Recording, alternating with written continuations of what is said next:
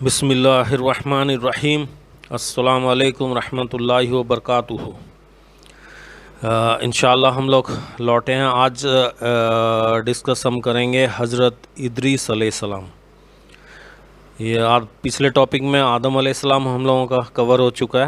آج انشاءاللہ ادریس علیہ السلام۔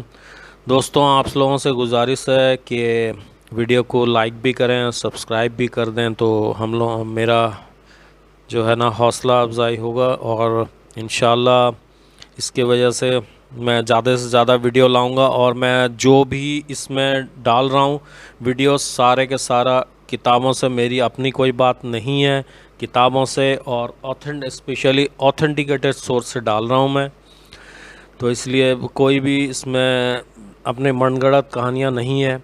تو چلیے ٹاپک کی طرف چلتے ہیں۔ حضرت ادریس علیہ السلام، یہ 4533 سے 4188 BC یعنی کہ بیفور کرائسٹ یہ ہے، اس سے پورو۔ اور ان کا ذکر قرآن میں 2 جگہوں پر ہوا ہے، حضرت ادریس علیہ السلام کا۔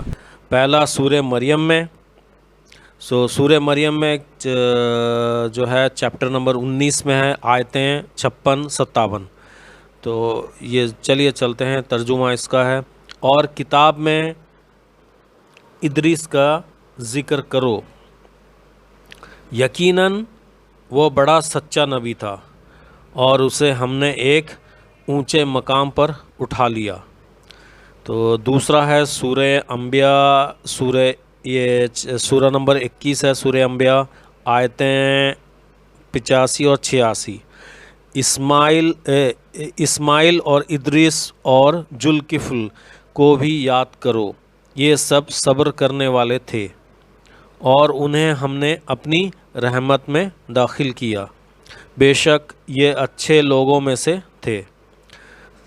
صحیح حدیث میں اتنا آیا ہے کہ جب نبی صلی اللہ علیہ وسلم معراج پر گئے تھے، یعنی کہ آسمان کا سفر جو کیا تھا، تو چوتھے آسمان پر حضرت ادریس سے ملاقات ہوئی تھی، جیسا کہ صحیح بخاری تتھا صحیح مسلم میں آیا ہے۔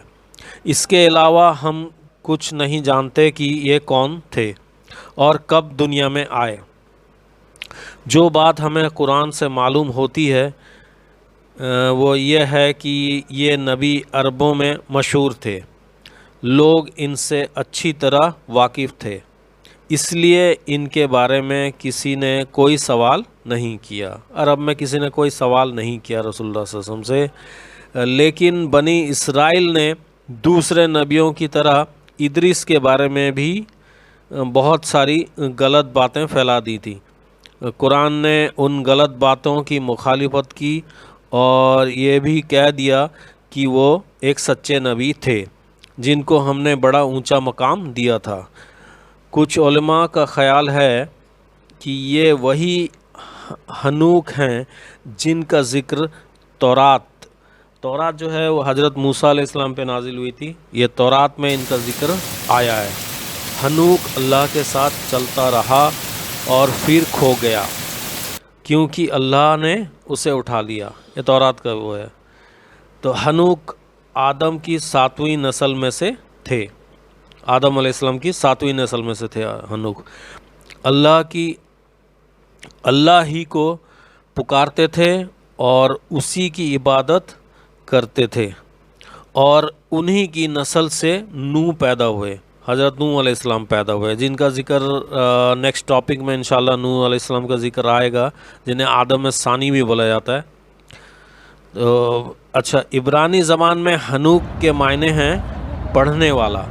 ادریس کا ارتھ بھی ہے عربی میں، ادریس کا مطلب عربی زبان میں پڑھنے کے ہیں کہا جاتا ہے، کہ ادریس وہی ہنوک ہیں، لیکن یہ سب خیالی باتیں ہیں، قرآن نے ادریس علیہ السلام کا تفصیلی ذکر نہیں کیا ہے۔ تو خیر، یہ بہت سارا اسرائیلی روایتیں بھی ہیں، کچھ چیزیں ہمارے علماء حق بھی لیتے ہیں، کچھ چیزیں سمجھتے ہیں، کچھ علماء کی رائے آتھینٹیکیٹڈ بھی ہے، وہ کچھ علماء کی رائے نہیں ہے۔ تو آگے چلتے ہیں۔ اس لیے ہم یقین سے کچھ نہیں کہہ سکتے کہ کیا تھا۔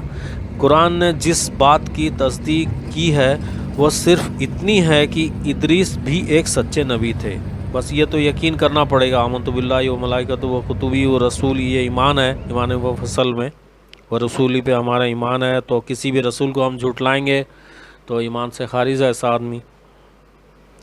تو قرآن نے جس بات کی تصدیق کی ہے وہ صرف اتنی ہے کہ ادریس علیہ السلام ایک سچے نبی تھے، اور لوگوں نے ان سے جو غلط باتیں جوڑ دی تھیں قرآن نے اس کی مخالفت کی ہے، اور یہ بتایا ہے کہ وہ بھی اسماعیل علیہ السلام کی طرح صبر کرنے والے تھے، اور ان کے اس کردار کی خوبی میں ہمارے لیے بالکل نصیحت ہے. چلیے آج کے ٹاپک میں اتنا ہی. انشاءاللہ نیکسٹ ٹاپک میں، جیسا کہ میں نے کہا تھا ابھی ٹاپک میں انشاءاللہ نوح علیہ السلام ہم شروع کریں گے نیکسٹ ٹاپک میں. تب تک کے لیے دعا خیر میں یاد رکھیں. جزاک اللہ خیر.